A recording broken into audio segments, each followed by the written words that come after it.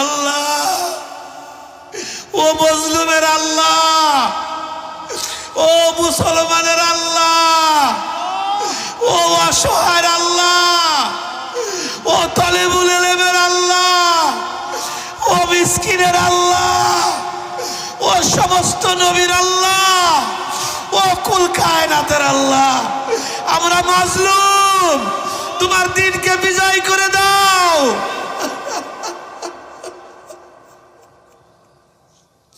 কবুল করে দাও, আজকের মজলিস কবুল করে দাও। ওরে আমার নাশুকরি, ওরে আমার মাওলা রে,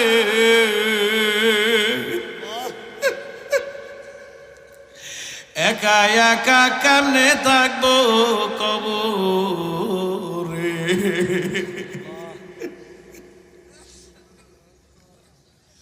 ওরে আমার দরদের মাওলা, তোমার কুদরতি নজর দিয়ে তুমি তাকাও।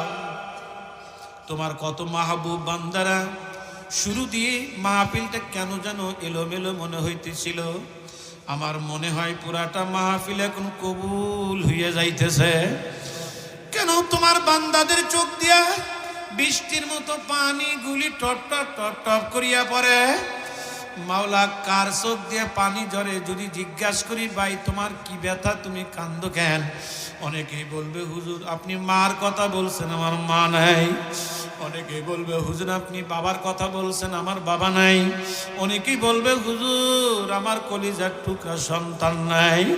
ওরে আমার মালিক রে, এই মাদ্রাসার পাশেই কবর, কে কলিজার টুকরারে কবর দিয়া, কে মাকে কবর দিয়া, বাবারে কবর দিয়া এই মাহফিলের মধ্যে ইতিম হয়ে বইল। ওলা রে, এদের দোয়াকে তুমি ফেরত দিও না। ওয়াজান চোখের পানি ছাড়িয়ে দেন বাবা, সকলেই চোখের পানি একটু ছাড়েন না বাবা। বলে হুজুর এত চোখের পানি ছাড়তে হবে কেন?